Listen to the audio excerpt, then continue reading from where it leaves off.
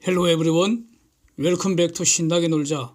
사이언스, 테크놀로지, 이코노미, 스트래티지 등을 고민하면서 노는 곳입니다. 우선 사진부터 한번 보겠습니다. 서울 아파트 거래량 2006년 1월부터 2022년 2월까지 이제 막대기는 월 거래량이고요. 붉은 선은 6개월 이동평균 거래량인데 제가 직접 계산한 것입니다.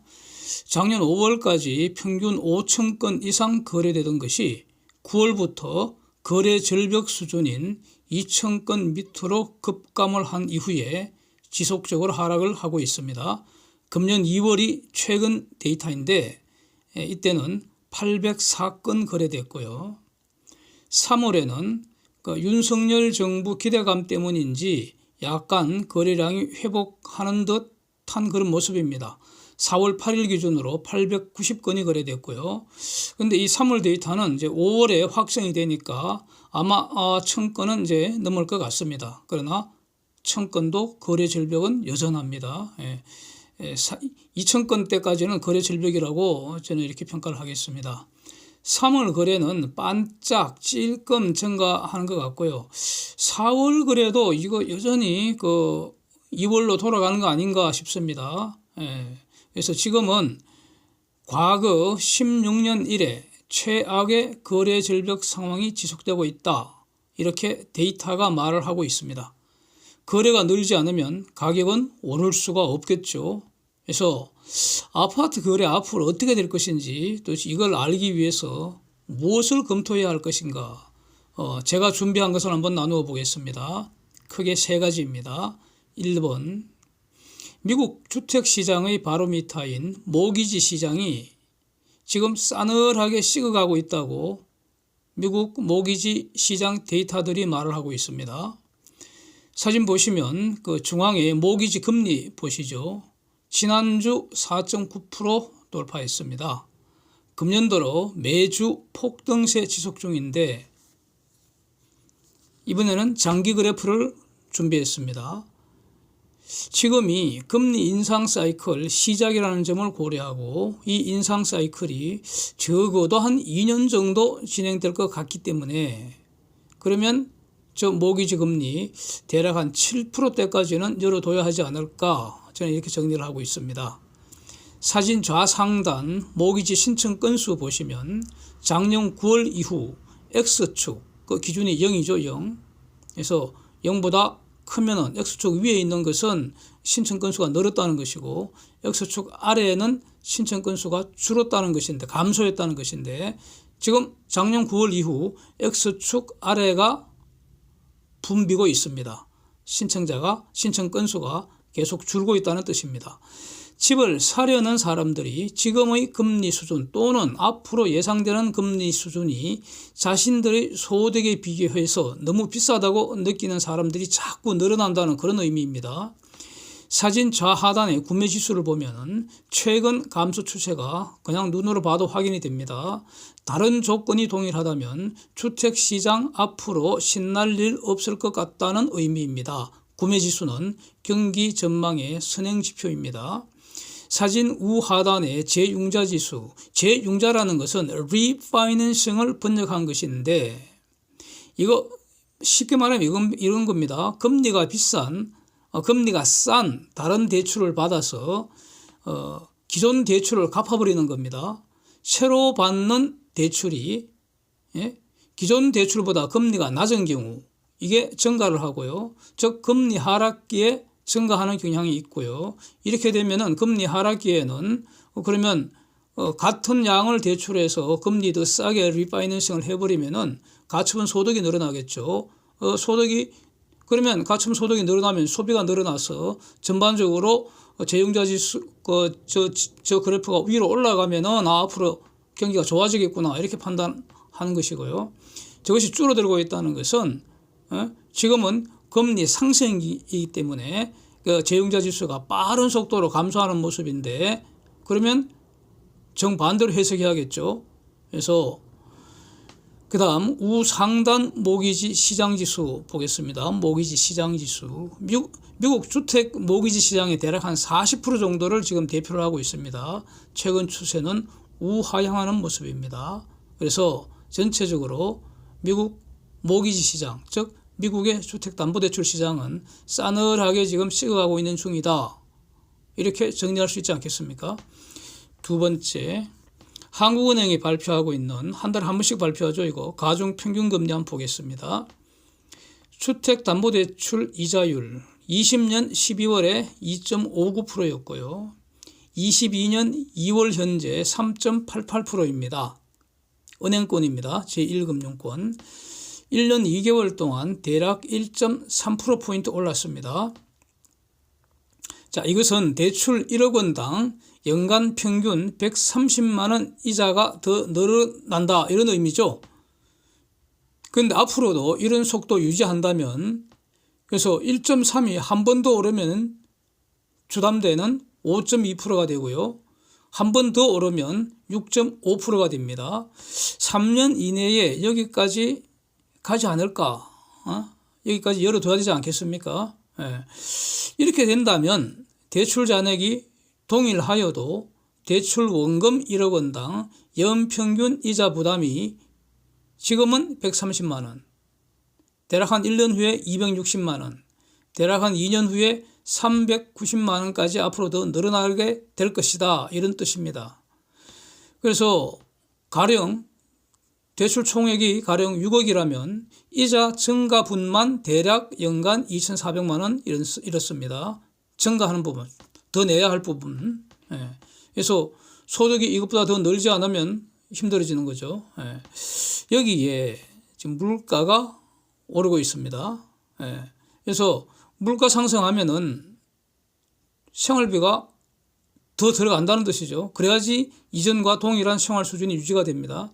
그래서 이거 얼마일까? 한국에 대해서는 지금 자료가 나온 것이 없어서 지금 그러니까 증가하고 감소하고 이런 것들은 전체적으로 보면은 미국하고 비슷하게 가지 않겠습니까? 그래서 미국의 사례를 참고할 수 있겠죠.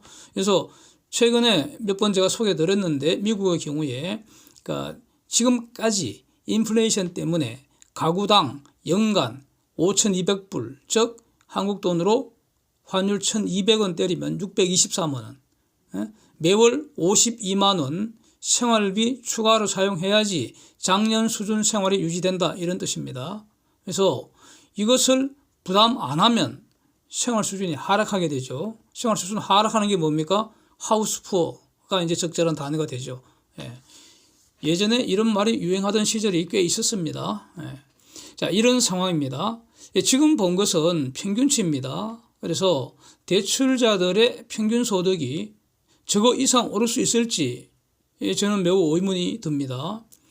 자, 위에 있는 숫자들은 예금은행만 살핀 것이고요. 즉 금리가 가장 낮은 것만 고려한 겁니다. 위에서 본 저 이자 이런 것들이 최소치라는 겁니다. 최소치, 추정의 최소치입니다. 실제로는 적지 않은 숫자가 저축은행 등 고금리 대출이 섞여 있겠죠. 그렇습니다. 사진은 그 미국 10년물 국채금리 장기 추세하고 1년 추세 볼 수 있습니다. 이번 금리 인상 사이클이 지금 순조롭게 마무리된다면 대략 2년 후에는 저 숫자가 한 6% 근방까지 열어둬야 하지 않을까 이렇게 생각합니다. 그래서 이와 비슷한 그 어떤 그 속도로 한국 10년물 금리도 장기적으로 올라간다고 봐야 할 것입니다. 자, 근데 이자 외에, 이자만 있는 게 아니죠. 이자 외에 보유세, 세금도 아주 중요한 요소입니다. 윤석열 정부가 보유세 부담을 완화를 하고 국민 약탈적인 양아치 세제를 대폭 수리해서 합리적인 부동산 세제를 완전히 새로 만든다고 지금 의욕에 불타고 있습니다. 좋은 일입니다. 기대 한번 해보겠습니다. 그런데 변할 수 없는 사실은 저거는 어떻게 하든 돈을 뜯어간다는 것이지 돈 준다는 소리는 절대로 아니죠. 다주택자들에게는 그 고통이 가중되는 것은 마찬가지입니다. 이건 피할 수가 없다고 봅니다. 국가가 할 수 있는 것과 할 수 없는 것이 분명히 있습니다. 우리는 기본적으로 자유시장경제입니다. 그래서 세금을 미세 조정하거나 공급을 늘리거나 이런 건 할 수 있습니다. 그러나 또 돈을 풀 수는 있습니다. 그 프린팅 하는 것은 권한이니까요. 돈을 풀 수는 있지만, 다시 말하면 대출을 더 늘릴 수는 있지만 돈값인 금리를 정부가 결정할 수는 없습니다. 일부 특정한 세력들에게 어떤 정책성 금리를 적용할 수는 있지만 그에게는 시장 다른 자들이 그것까지 다 부담하게 된다는 겁니다. 시장에는 공짜가 있을 수 없습니다. 그래서 이런 가격은 언제나 어디서나 동서고금을 막론하고 시장의 고유한 권능입니다. 이것은 누구도 침범할 수가 없습니다. 아무리 강력한 국가도 시장의 권능을 일시 침범할 수는 있겠지만 오랫동안 침범할 수는 없습니다.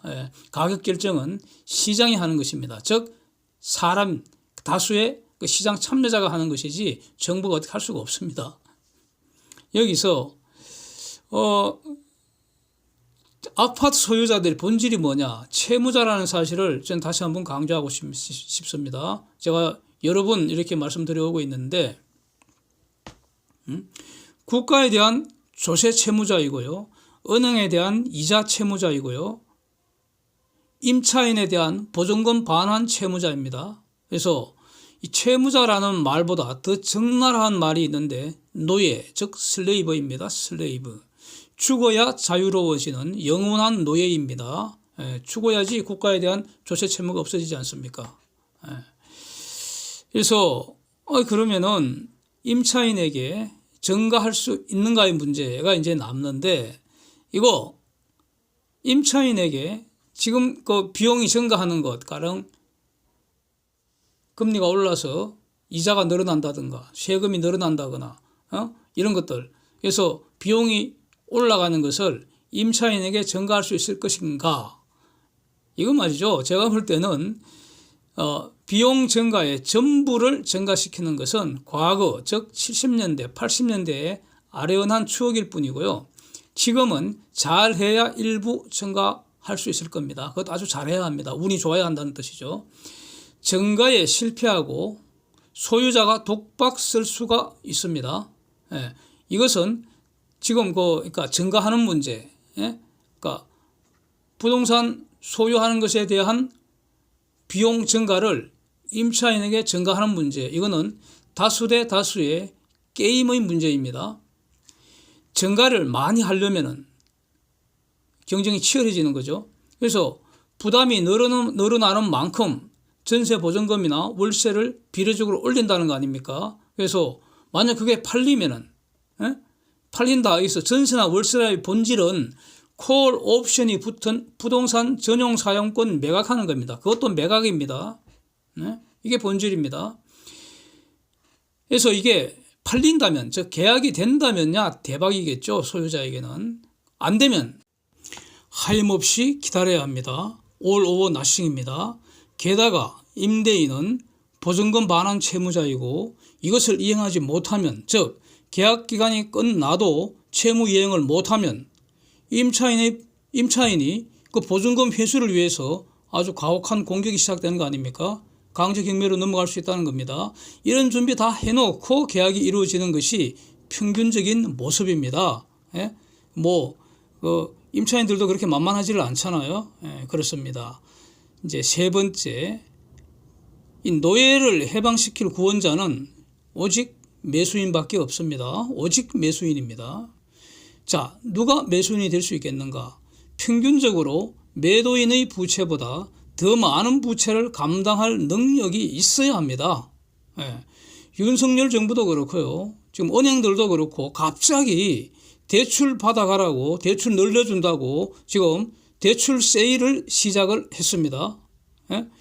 그래서 지금도 가계대출 규모가 지금 세계 1등권입니다. 가계대출의 56%가 집 사는 데 사용되고 있고요. 이게 작년 말 기준입니다. 그래서 대출을 지금 늘리는 것이 문제가 아니고 대출자, 즉 새로 노예가 되는 자가 그 대출을 감당할 능력이 있는지 문제입니다. 능력 있는 자들이 많이 있어야 된다는 거죠. 대출 능력이라는 것은 소득으로 이자와 비용을 내고도 생활 수준을 유지할 수 있어야 되는데 이거는 새롭게 노예가 되어 볼까 생각하는 사람들이 각자가 스스로 알아서 판단할 문제이지, 은행 등에서 뭐 대출 기준을 완화를 한다거나 뭐 대출을 좀 더 많이 해준다거나 이런 말들, 이런 거 어쩌고 저쩌고 이거 떠드는 것은 아무런 상관이 없는 것입니다. 이것이 본질입니다. 자, 이런 능력을 결정하는 장기적인 변수, 대표적인 것이 바로 인구 아니겠습니까? 쪽수입니다. 쪽수. 한국은 이미 총 인구 줄고 있고요. 해마다 대략 50만 명 정도 생산 가능 인구 지금 사라지고 있습니다. 이런 현상이 적어도 20년 이상 지속될 수밖에 없는 구조입니다. 사라지는 생산 가능 인구가 대략 한 80만 명이라면 새로 생기는 생산 가능 인구 대략 한 30만 명 선. 그래서 대략 50만 명이 지금 사라지고 있다는 겁니다. 사진 한번 보시면은 작년 출생아 수가 26만 명입니다. 지금 계속 줄고 있습니다. 그래서 지금부터 당장 베이비붐이 일어난다. 그래도 내년에 이제 태어나잖아요. 10개월 후에 태어나잖아요. 그때부터 20년 이상 걸린다는 거죠. 그렇습니다. 그래서 그러니까 윤석열 정부의 성공, 즉 경제적 재도약이 아파트 가격을 다시 올릴 수 있겠는가? 평균적으로. 지금의 압도적 여론은 아파트 가격 하향 안정을 원하는 거 아닙니까?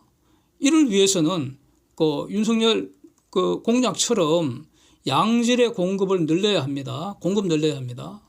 그리고 청년층 등 어떤 특정 수요자들에게는 매우 유리한 조건으로 공급을 확 늘려줘야 합니다. 그런데 수요자가 늘어나는 것은 아닙니다.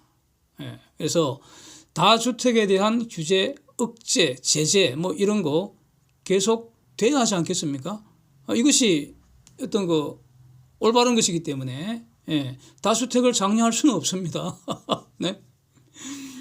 자, 그래서 돈 값인 금리는 시장이 결정하듯이 집값도 결국 시장이 결정하는 것이기 때문에 금리 인상 사이클이 끝난 이후까지도 상당 기간 서울 아파트 가격 하향 안정화 추세에 벗어나지 힘들지 않을까, 저는 이렇게 정리를 하고요. 한번 두고 보겠습니다. Thanks for watching. See you next.